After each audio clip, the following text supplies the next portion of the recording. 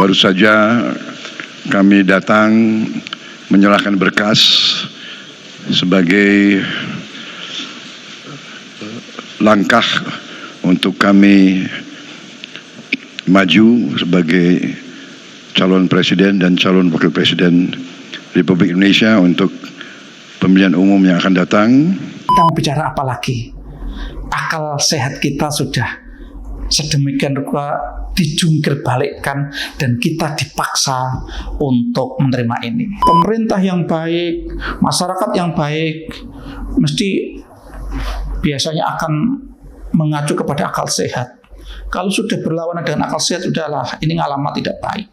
Ini hanya opini arus bawah, opini dari masyarakat kebanyakan. Opini hanyalah sudut pandang. Assalamualaikum warahmatullahi wabarakatuh. Salam sejahtera untuk kita semua. Bagaimana? Sudah nonton? Sudah menyaksikan akhirnya Gibran bersama Prabowo resmi mendaftarkan sebagai pasangan calon presiden dan calon wakil presiden. Drama itu akhirnya dipertontonkan kepada masyarakat Indonesia. Meskipun skenarionya itu berlawanan dengan akal sehat, tapi drama itu tetap dipertontonkan. Mestinya kan sebelumnya, sebelum ini ditayangkan, drama ini ditayangkan, ketika skenario itu sudah dibaca, sudah bocor ke masyarakat, masyarakat sudah protes. Masyarakat sudah mengeluarkan ekspresi tidak menerima skenario itu, karena skenario ini berlawanan dengan akal sehat. Bagaimana aturan bisa dirubah dengan waktu yang sangat cepat hanya untuk memberikan karpet merah untuk Gibran yang kebetulan putra presiden. Dan banyak harapan pada waktu itu. Ada yang mengingatkan, terutama kepada Presiden Jokowi, karena semua yakin bahwa ini tidak lepas skenario, ini tidak lepas dari skenario yang dibuat oleh Jokowi sebagai presiden. Tidak hanya Gibran, tidak hanya Prabowo. Kita pun pada waktu itu berharap mestinya kekuatan-kekuatan civil society kayak NU, Muhammadiyah itu mengingatkan. Tapi mestinya beberapa tokoh kayak Gunawan Muhammad, kayak Butet, dari NU ada Prof. Nadir Shah, itu sudah mengingatkan. Tapi semua dianggap angin lalu. Skenario yang berlawan dengan akal sehat itu tetap dijalankan. Dan gongnya kemarin ketika pasangan ini resmi didaftarkan di KPU dengan iring-iringan banyak orang. Ya, kita mau bicara apa lagi? Akal sehat kita sudah sedemikian rupa dijungkir balikkan dan kita dipaksa untuk menerima ini. Saya nggak tahu ini. Yang jelas saat ini kalau kita melihat di medsos itu netizen ini tidak bisa menerima skenario ini, tapi kelihatannya jalan terus. Dan Jokowi yang selama ini dipercaya betul oleh masyarakat sekian 80% masyarakat percaya ini menjadi terbelalak karena sekarang ini begitu berubah total dari Jokowi yang sebelumnya dengan Jokowi yang saat ini ada. Jadi kalau melihat seperti ini mestinya kalau bicara apakah nanti masyarakat bisa memilih apa tidak, kalau pasangan ini kelihatan kecil, tapi ini dipaksakan. Maka kemarin ketika saya mendengar salah satu elit dari koalisi Indonesia Maju ini yang mengusung Gibran ini katanya sekarang ini yang terpenting adalah bagaimana meyakinkan kepada masyarakat bahwa yang dilakukan ini, koalisi ini dilakukan untuk menjaga rekonsiliasi. Dari rekonsiliasi siapa? Antara Prabowo dengan Jokowi yang dikatakan karena 2 periode ini berkompetisi, ini telah membelah masyarakat menjadi 2. Katanya itu, demi itu. Dan sekarang yang sedang dipikirkan kelihatannya itu adalah mereka akan menggunakan strategi kampanye, menggunakan strategi branding, bagaimana tujuan itu bisa disampaikan ke masyarakat. Dan ini tergantung masyarakat nanti. Apakah kira-kira nanti logika sekarang yang terbelokkan itu nanti bisa diluruskan lagi apa tidak itu. Jadi saat ini kita nggak bisa menerima karena logika kita seakan-akan kayak dinafikan, logika kita diacak-acak. Tapi katanya ini pihak sana ini ya masih yakin betul bahwa mereka akan bisa membelokkan logika itu dengan cara tadi kecanggihan, keampuhan dari tim kampanyenya. Dan ada yang mengatakan, yang menduga bahwa ini timnya kemungkinan juga akan menyewa tim yang luar biasa, bahkan mungkin mendatangkan dari luar negeri tadi untuk menggeser gitu. Bagaimana logika masyarakat itu menjadi awalnya tidak bisa menerima menjadi menerima. Nah, sekarang tinggal masyarakatnya kira-kira nanti bisa termakan oleh strategi kampanye yang canggih itu apa tidak. Ini saya berharap dengan situasi yang semacam ini sekarang mau tidak mau ya toh, karena kita berharap elit-elit partai, elit terutama yang mendukung ini ternyata ya semuanya sudah logikanya sudah terbelokkan seperti ini.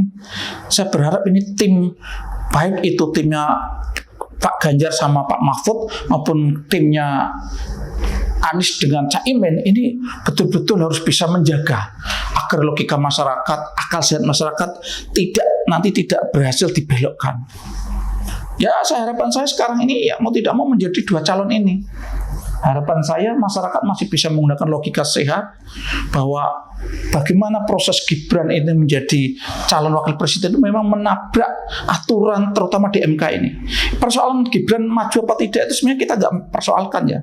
Bahwa kita mungkin butuh anak muda, oke, tapi caranya itu loh. Cara ketika MK ini dalam tanda petik bisa dimanfaatkan sehingga orang akhirnya menjuluki menjadi mahkamah keluarga, ini jadi masalah.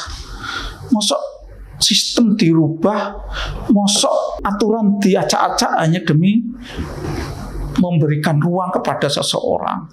Memang secara lagi-lagi saya selalu mengatakan secara prosedur mungkin dilalui gitu ya. Seakan-akan memang melalui prosedur gitu ya. Cuma persoalan substansinya diacak-acak. Kita kan substansi itu penting, tidak hanya sekedar prosedur. Etika itu juga penting. Karena apa? Itu untuk menjaga akal sehat. Karena pemerintah yang baik, masyarakat yang baik, mesti biasanya akan mengacu kepada akal sehat. Kalau sudah berlawanan dengan akal sehat, sudahlah, ini alamat tidak baik. Maka saya berharap tampilnya orang Pak Mahfud yang selama ini terkenal akan integritasnya, ini saya berharap akan bisa menjadikan masyarakat tidak mudah tadi akal sehatnya bisa dibelokkan karena kepiawaian atau kecanggihan tim kampanye. Karena itu ya mohon maaf kalau bicara tim kampanye itu kan ya bahasanya itu kan bahasa bagaimana yang penting bisa mengalihkan. Jadi tidak bicara soal benar salah, tapi bagaimana targetnya, tujuannya itu adalah bisa tercapai. Ya tadi bagaimana masyarakat bisa menerima dari awalnya tidak menerima menjadi bisa menerima. Ini tantangan bagi kita masyarakat semuanya. Dan sekarang saya berharap civil society itu tidak saya berharap hanya dari NU dari Muhammadiyah, karena kelihatannya sampai sekarang NU Muhammadiyah itu nggak tahu kok sampai sekarang NU dalam arti PBNU loh ya, orang NU sudah banyak yang menyampaikan sebenarnya. PBNU, PP Muhammadiyah ini kok kelihatannya dalam tanda petik belum berani mengingatkan, karena ini bayi mesti harus diingatkan. Nah kalau ini tidak bisa diandalkan lagi, diharapkan lagi ya, saya berharap kayak media massa, koran-koran atau media massa yang sudah settle yang besar seperti Kompas, seperti Tempo ini harus menjadi kekuatan massa, kekuatan civil society untuk mengingatkan. Jangan sampai ini dibiarkan logika kita, akal sehat kita diacak-acak sehingga masyarakat atau negara ini nanti akan berjalan dengan panduan bukan akal sehat lagi, tapi hanya akal yang membenarkan, akal yang terpaksa harus menerima keinginan-keinginan elit yang tadi yang hanya menuruti keinginan pribadi. Memang benar kalau bicara soal rekonsiliasi, tentu kita sangat menghargailah rekonsiliasi itu memang perlu ya. Dan ketika kemarin itu periode pemerintah kemarin itu Pak Jokowi mengajak Prabowo, mengajak Sandiaga Uno gitu kan, yang dulu menjadi kompetitornya untuk masuk dalam kabinet, dan mereka mau, itu luar biasa. Dan hasilnya memang luar biasa ketika menghadapi COVID, bangsa Indonesia menjadi lebih settle, lebih bisa kokoh menghadapi itu, dan bisa dikatakan selamat dari COVID karena adanya rekonsiliasi ini. Kalau tidak ya, kalau Prabowo dan Sandiaga masih di luar ya, masih ngompori pendukungnya untuk menjadi oposan dan mempersoalkan kebijakan pemerintah dalam menghadapi COVID, mungkin kita akan lebih babak belur lagi. Itu tentu sesuatu yang harus kita hargai. Itu sesuatu yang memang sudah mendatangkan kebaikan untuk bangsa dan negara ini. Cuma persoalan ke depan ini loh, mosok terus akan selalu alasan rekonsiliasi ini sehingga membenarkan tadi orang mengacak-acak aturan gitu. Ya semestinya harusnya kalau memang rekonsiliasi itu betul-betul kemarin itu dilakukan dengan niat untuk bangsa dan negara, ya ke depan mestinya ya bagaimana berkompetisi yang sehat, tidak harus tadi mempertahankan rekonsiliasi dengan cara yang tidak benar, dengan cara yang tidak mengikuti aturan. Jadi artinya ya nanti ke depan tuh harusnya ya, dalam pilpres ini harusnya ya siapapun itu jangan beralasan rekonsiliasi. Kalau memang terpaksa harus berkompetisi, ya berkompetisilah. Yang terpenting apa? Tanamkan dalam diri bahwa ketika berkompetisi itu harus berkompetisi yang sehat, berkompetisi yang sportif. Jadi jangan aturannya yang dirubah, tapi mentalitasnya yang dirubah. Mentalitasnya yang dirubah dari apa tadi? Berkompetisi dengan segala cara, yang penting menang, dirubah menjadi siap berkompetisi dengan cara yang sehat, yang sportif gitu kan, dan berkomitmen demi bangsa dan negara untuk ketika berkampanye, ketika berkompetisi itu tidak menggunakan segala cara, tidak menggunakan fitnah-fitnah untuk menyerang pihak lain. Jadi sekali lagi ini terus terang akan jadi ujian bagi semua rakyat Indonesia. Apakah logika kita, akal sehat kita nanti bisa dikelabui? Apa kita nanti tetap akan berpegang pada akal sehat? Dan saya berharap menghadapi situasi yang semacam ini, kubu Anies dan Caimin, kubu Pak Ganjar dengan Pak Mahfud ini mencoba sekarang, meskipun nanti tetap berkompetisi, tapi mencoba kerjasama menghadapi satu kompetitor yang tadi telah menggunakan cara yang menurut saya tidak benar. Jadi cobalah, saya berharap Pak Ganjar dan Pak Mahfud, Anies dan Caimin itu berkolaborasi untuk apa? Menjaga bagaimana akal sehat masyarakat itu tidak terkelabui. Itu yang penting. Soal nanti kok akhirnya akan ada pertarungan di lapangan, nggak apa-apa.